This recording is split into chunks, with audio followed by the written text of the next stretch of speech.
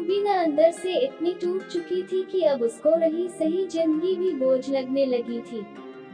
रूबीना ने अपनी सारी जिंदगी दांव पर लगा दी थी जब उसके माता पिता उसे और उसके भाई सफीक को छोड़कर चल बसे थे। रूबीना उस समय लगभग 16 वर्ष की थी और सफीक 14 वर्ष का था। यह छोटा सा परिवार एक छोटी सी झुग्गी में ही रहता था। घर में भेड़ और बकरियां ही बची थी जिनका जिम्मा अब रूबीना पर ही था। छोटी ही उम्र में रूबीना ने घर की जिम्मेवारी संभाली। दोनों भाई बहन मेहनत मजदूरी करने लगे, लेकिन रूबीना की भेड़ बकरियों को पालती सफीक को घर में ही रहने देती। समय निकलता गया, अब सफीक भी जुबान होने लगा। बहन को जुआ देख सफीक अब खुद चारा वगैरह लाता और घर का काम रूबीना देख लेती। भेड़ बकरी बेचकर गुजारा चल जाता। एक दिन रूबीना के मन में विचार आया, क्यों ना भैया की शादी कर दी जाए, मुझे भी रौनक हो जाएगी और भाई को भी सहारा मिल जाएगा। रूबीना ने मोहल्ले के एक बुजुर्ग जो उसके पिता के साथ बैठा करते थे सफीक के रिश्ते की बात चलाने को कहा। रूबीना उन्हें ताऊ जी कहती थी। ताऊ जी ने सफीक की शादी करवा दी। अब रूबीना को रौनक हो गई थी। सफीक के अब 2 बेटियां और बेटा भी हो गया।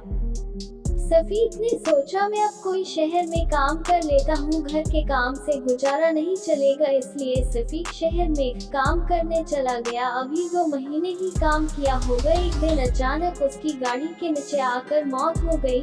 रूबीना पर एक और विपत्ति का पहाड़ टूट पड़ा, लेकिन उसने हिम्मत न हारी, उसके परिवार का पालन करने लगी। अभी 2 महीने ही गुजरे होंगे, सफीक की बीवी बच्चों को छोड़कर भाग निकली। फिर क्या था, रूबीना को लेने के देने पड़ गए।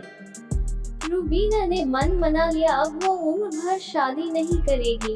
रूबीना पहले से भी कड़ी मेहनत करने लगी। बच्चों की देखभाल से लेकर घर का सारा काम उसी के जिम्मे था। उसने अपनी सारी जवानी बच्चों के पालन पोषण में ही गंवा दी और साथ साथ जिम्मेवारियों को भी निभाती चली गई। दोनों बेटियों की शादी भी कर दी गई। अब सफीक का बेटा और टिंकू ही घर में थे। रूबीना से अब कामकाज इतना नहीं संभाला जाता था, इसलिए रूबीना ने टिंकू का फर्ज भी निभा दिया। उसका निकाह भी किसी ढंग से कर दिया। अब रूबीना ने जिंदगी की संघर्ष भरी यात्रा में अपना देखते हुए अपने भाई के बच्चों को भी पाल पोष कर अपना फर्ज निभा दिया था, लेकिन अब उसकी हिम्मत टूट चुकी थी, शरीर कमजोर हो चुका था। अब वो टिंकू पर ही निर्भर रहने लगी।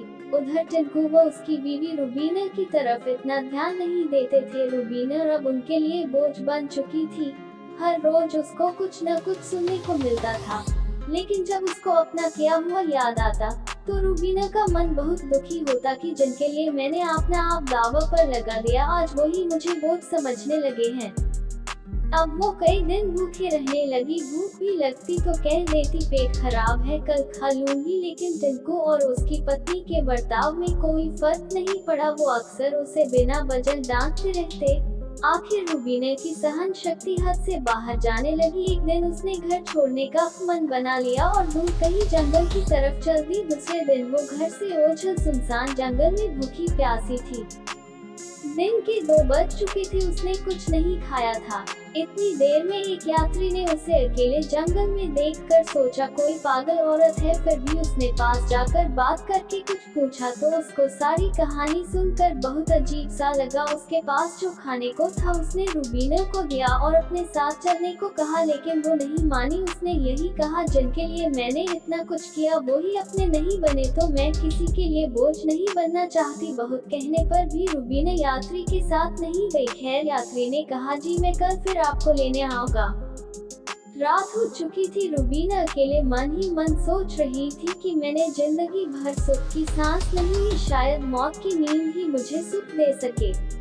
यही सोचते सोचते वो एक पुल से कूद पड़ी और दूर नीचे गहरी खाई में गिर चुकी थी।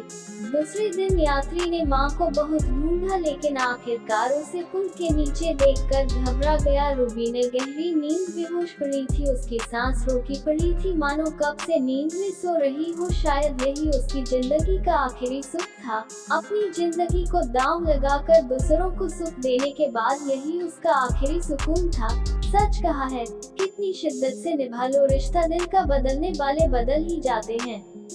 आशा करती हूँ कि यह कहानी आप लोगों को पसंद आई होगी। पसंद आई है तो कमेंट में जरूर बताएं। चैनल पर नए हैं तो चैनल को लाइक, शेयर, सब्सक्राइब करना ना भूलें।